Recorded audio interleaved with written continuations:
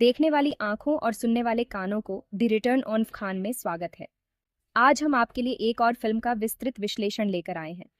अगर आपने अभी तक हमारे चैनल को सब्सक्राइब नहीं किया है तो तुरंत करें और घंटी के आइकन पर क्लिक करें ताकि आपको हमारी नई वीडियोस की सूचना समय पर मिल सके। कृपया अपनी महत्वपूर्ण राय आज की वीडियो पर कमेंट बॉक्स में ज़रूर दें ताकि हम अपने कंटेंट को और भी बेहतर बना सकें। दुनिया अब वैसी नहीं रही।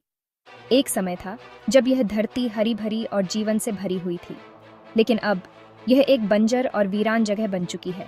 हरे भरे जंगल, फैले हुए शहर, जिंदगी की वो सब सुख सुविधाएं जो हम जानते थे, सब गायब हो चुके हैं। कभी जो शहर जीवन और गतिविधियों से भरे रहते थे, अब वे खंडहरों में बदल गए हैं, जहां केवल सन्नाटा और उदासी है। उनकी जगह है एक वीरान बंजर जमीन जो इंसान की नासमझी का सबूत है। यह बंजर भूमि हमें याद दिलाती है कि हमने अपने संसाधनों का कितना दुरुपयोग किया है और प्रकृति के साथ कितना अन्याय किया है। सूरज बेरहमी से धरती को पकाता है, जिससे धरती टूटी और बंजर रेगिस्तान में तब्दील हो गई है। ये तपती धूप और सूखी धरती हमें बताती है कि अब जीवन यहाँ कितना कठिन हो गया है। पानी, जो सब जीवित चीजों के लिए जरूरी है, अब सोने से भी कीमती है। नदियां और झीलें सूख चुकी हैं और पानी की एक एक बूंद के लिए लोग तरसते हैं।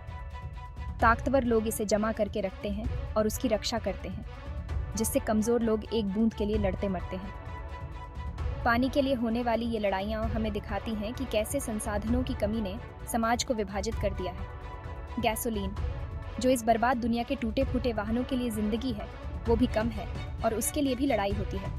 पुराने गैस स्टेशन अब खंडहर बन चुके हैं और लोग बचे हुए ईंधन के लिए संघर्ष करते हैं। इस बेरहम माहौल में जिंदा रहना एक संघर्ष है। हर कदम पर खतरे हैं और हर दिन एक नई चुनौती लेकर आता है। हर दिन मौसम से, भूख से, प्यास से और इंसान की क्रूरता से लड़ाई है। यह एक ऐसी दुनिया है जहां केवल सबसे मजबूत ही जीवित रह सकते हैं। यह है मैड मैक्स फ्यूरी रोड की दुनिया, एक ऐसी दुनिया जो खत्म होने के कगार पर है, जहां उम्मीद अंधेरे में एक टिमटिमाते हुए अंगारे की तरह है। इस अंधकारमय दुनिया में उम्मीद की एक छोटी सी किरण भी बहुत मायने रखती है। यह हमें याद दिलाती है कि चाहे हालात कितने भी बुरे क्यों न हो, हमें कभी हार नहीं माननी चाहिए। इस वीरान दुनिया में जहां हर तरफ सिर्फ रेत और धूल है, सख्त लोग किसी तरह जिंदा रहने की कोशिश कर रहे हैं। हर दिन एक नई चुनौती है, हर कदम एक नई जंग। मैक्स रॉकटैंस्की, जो कम बोलता है और जिसके पास बहुत कम चीजें हैं, एक ऐसा ही सर्वाइवर है। उसकी आंखों में दर्द और संघर्ष की कहानियां छुपी हैं।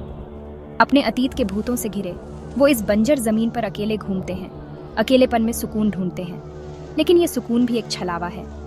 उनकी एकमात्र साथी उनकी टूटी फूटी कार और उनके सपनों को सताने वाले भूत हैं। ये भूत उनके अतीत की यादें हैं जो उन्हें चैन से जीने नहीं देती।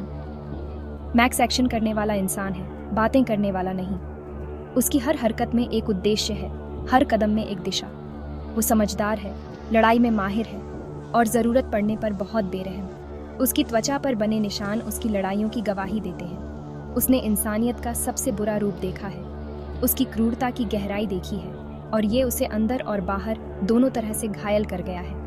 उसकी आंखों में वो दर्द साफ झलकता है, लेकिन उस सख्त व्यक्तित्व के पीछे कुछ और भी है।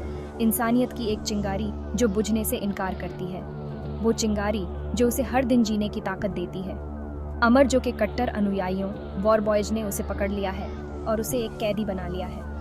मैक्स खुद को उनके भयानक किले में कैदी पाता है।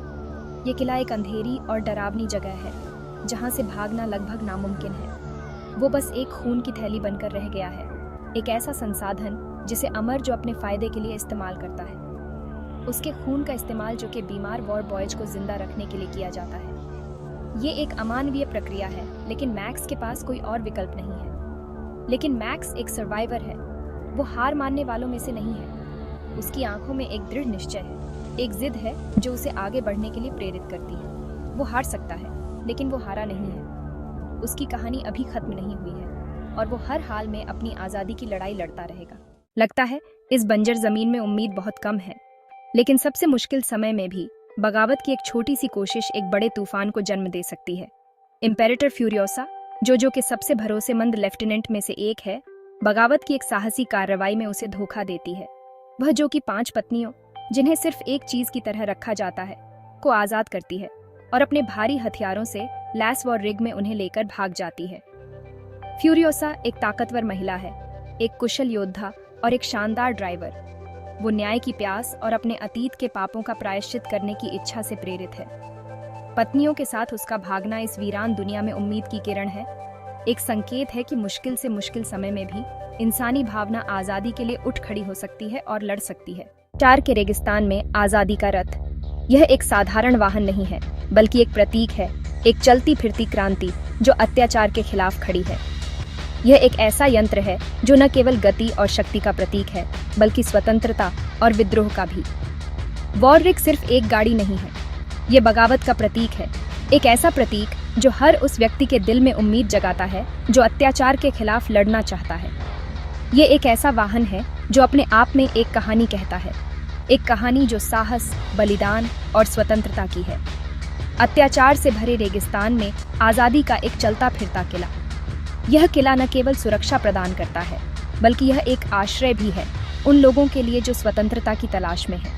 यह एक ऐसा स्थान है जहां लोग अपने सपनों को साकार कर सकते हैं, जहां वे अपने भविष्य को अपने हाथों में ले सकते हैं। पत्नियों के साथ फ्यूरियोसा का भागना एक ऐसा क्षण है जो इतिहास में दर्ज हो गया है। यह एक ऐसा क्षण है जो दिखाता है कि जब लोग एकजुट होते हैं तो वे किसी भी बाधा को पार कर सकते हैं। फ्यूरियोसा का यह साहसिक कदम न केवल उसकी अपनी स्वतंत्रता के लिए था, बल्कि उन सभी के लिए भी था जो अत्याचार से मुक्त होना चाहते थे। बंजर जमीन पर एक गुस्से से भरी पीछा करने की घटना को जन्म देता है। यह पीछा न केवल गति और शक्ति का खेल है, बल्कि यह एक मानसिक और भावनात्मक संघर्ष भी है। यह एक ऐसा संघर्ष है जो दिखाता है कि स्वतंत्रता की कीमत क्या होती है और इसे पाने के लिए क्या क्या करना पड़ता है। इमोर्टन जो फ्यूरियोसा के विश्वासघात से गुस्से में है और यह गुस्सा उसे और भी क्रूर बना देता है। वह अपने वॉर बॉयज को उसके पीछे लगा देता है, ये दिखाने के लिए कि कोई भी उसके खिलाफ नहीं जा सकता। यह एक ऐसा क्षण है जो दिखाता है कि अत्याचारियों का गुस्सा कितना विनाशकारी हो सकता है। वो अपने वॉर बॉयज को उसके पीछे लगा देता है, जो बिना किसी डर के उसका पीछा करते हैं। यह पीछा न केवल एक शारीरिक संघर्ष है, बल्कि यह एक मानसिक और भावनात्मक संघर्ष भी है।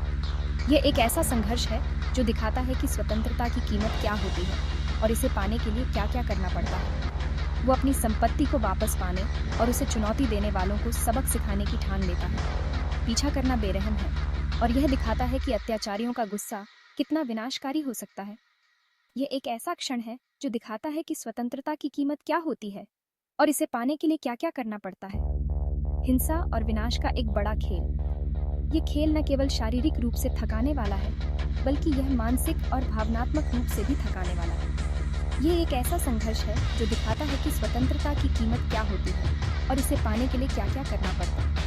सफ़ेद रंग से सने हुए और गैसोलीन के धुएं और धार्मिक जुनून के मिश्रण से भरे हुए वॉर बॉयज बिना किसी डर के वॉर रिग पर हमला करते हैं। यह हमला न केवल शारीरिक रूप से थकाने वाला है, बल्कि यह मानसिक और भावनात्मक रूप से भी थकाने वाला है।